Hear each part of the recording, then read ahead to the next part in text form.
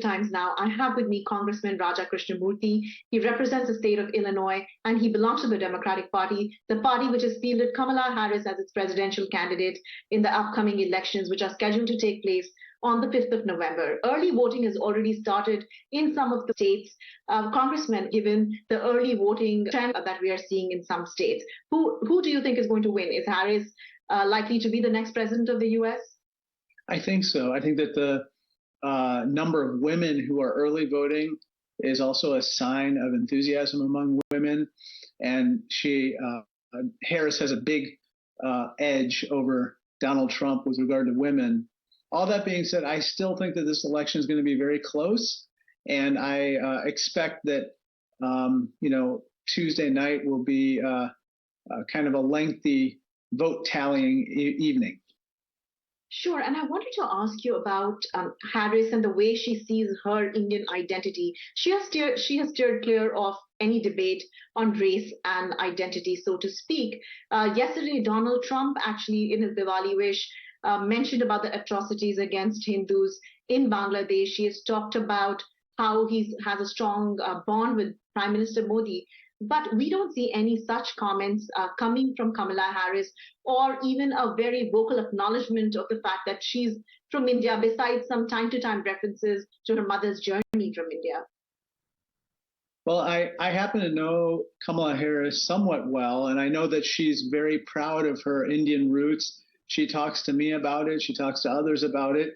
Her mother brought her up, and so being an Indian woman, her mother inculcated various values, as well as instilled in Kamala and her sister Maya a deep respect for their heritage. All that being said, Kamala Harris is trying to be president of all the United States, not just one portion or one ethnicity. And so I think it's very important for her to speak to kind of issues that resonate with everybody. All that being said, I think her mother's immigrant story is an important part of her own. And I know that she's very, very comfortable and proud to be a Desi. So why is she not talking about the Desi issues, so to speak? She is. I've heard her speak about these issues. At the same time, I've heard her speak about a lot of different issues.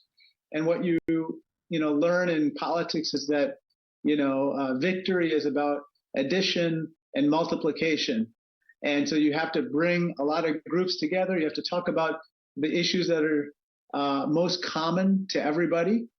And, right now, as you know, in America, the most important issues are the ones that are kitchen table topic issues, such as, lowering the cost of living, making sure health care and education are within reach of everybody, and making sure everyone has a job that enables them to get into the middle class. But what about immigration as an issue? It is something that's very important for Indian immigrants who are in the US. And we are seeing that there is an uptick in the way, and maybe she's taking a cue from Donald Trump, but Harris has also started somewhat saying that there will be restrictions of some nature put on immigration. Is that only limited to illegal immigrants? And where does India picture, the immigrants from India picture in all of this? Well, remember, Indian immigrants are among us, and I happen to be one of them. I was made in India. And so, given my own heritage and lineage, I'm very concerned about this issue. I know that Kamala Harris and Tim Walz and Democrats have been leading in terms of trying to reform our immigration system, making sure that we can, bring more immigrants to this country legally, at the same time cracking down on illegal immigration and securing our border. Remember, Democrats working with a Republican senator named James Lankford came up with a compromise to secure the border, crack down on illegal immigration, and yet Donald Trump stopped it in its tracks, saying that he wanted to deny a victory to Joe Biden. And what he's doing is he's basically running on a problem instead of trying to find a solution to that problem. But what would these immigration policies that Kamala Harris has in mind mean for Indian immigrants? There are several of them who are waiting in line with their green cards. Some don't have green cards. And of course, there are multiple opportunities back home in India but there are some who want to tap into the opportunities in the US as well. Of course. Well, as you know, I'm the sponsor or the author of pretty much every single immigration legislation in Congress right now, including the ones having to do with high-skilled immigration, which affect Indian immigrants, such as the Eagle Act, which would remove the per-country quota, which otherwise denies Indian immigrants a chance to get a green card in a timely fashion. I'm also the author of the legislation which increases the number of H-1B visas, which unfortunately has not changed in, I think, 30 years. I'm the author of the Emergency Green Card Backlogs Act with Larry Bouchon, a Republican.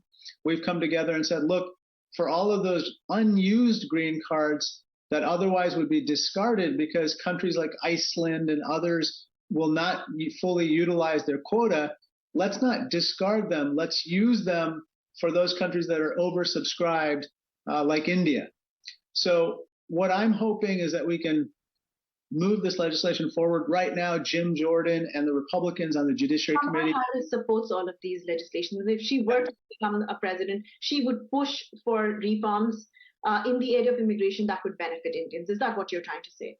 That is, but I'm also trying to say there's a choice here. Republicans are standing in the way of each of these pieces of legislation right now. They don't want any of this legislation to move forward, and that's wrong. Sure. And I also wanted to ask you that, Joe Biden recently called Donald Trump garbage, and Donald Trump was actually able to use that to his advantage, and then you saw him actually riding on a garbage truck.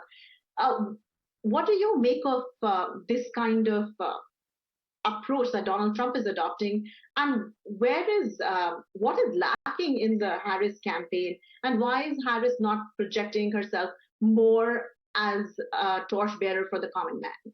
Well, first of all, remember this all started in Madison Square Garden, where one of Donald Trump's, warm-up acts, a comedian of some kind, said that Puerto Rico is a floating island of garbage. And unfortunately, Donald Trump did not apologize for that. And in some ways, his campaign seemed to embrace that, which was very offensive. Joe Biden got on a Zoom call, stumbled.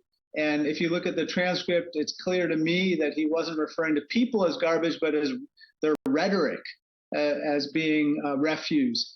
And so in any case, I think that is not what ordinary, everyday people are concerned about. They're concerned about how do you lower the cost of living?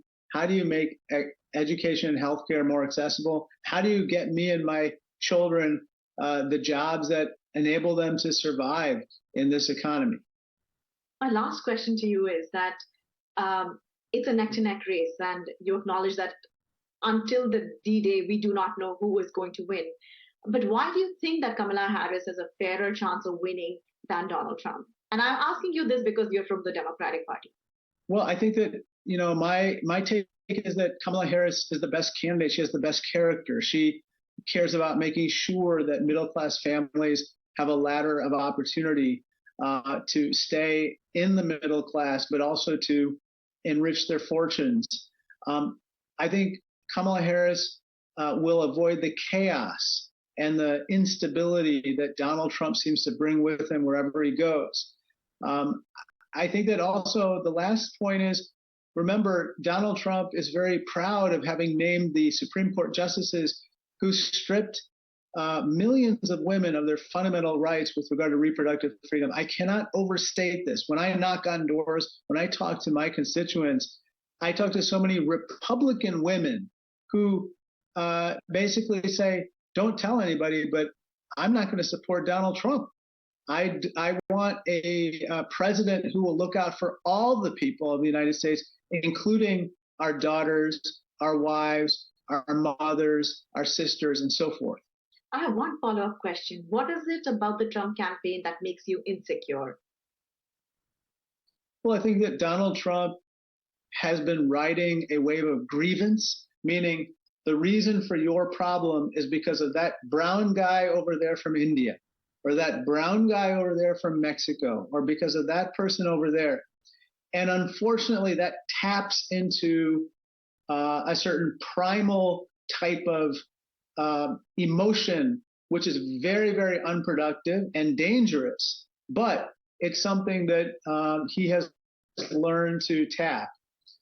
There's an old Native American saying, inside each of us is a good wolf and a bad wolf.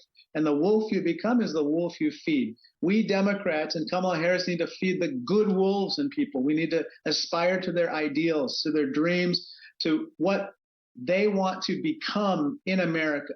And I respectfully submit that Kamala Harris is more about average, everyday people achieving their dreams, their American dreams, and Donald Trump is more about litigating his grievances. And that is a very stark contrast. So it's a close fight that we are looking at, anything that happened. And right here, as far as this extensive coverage on the US presidential elections are concerned, tying up with CBS Network, we will be getting you all-day updates.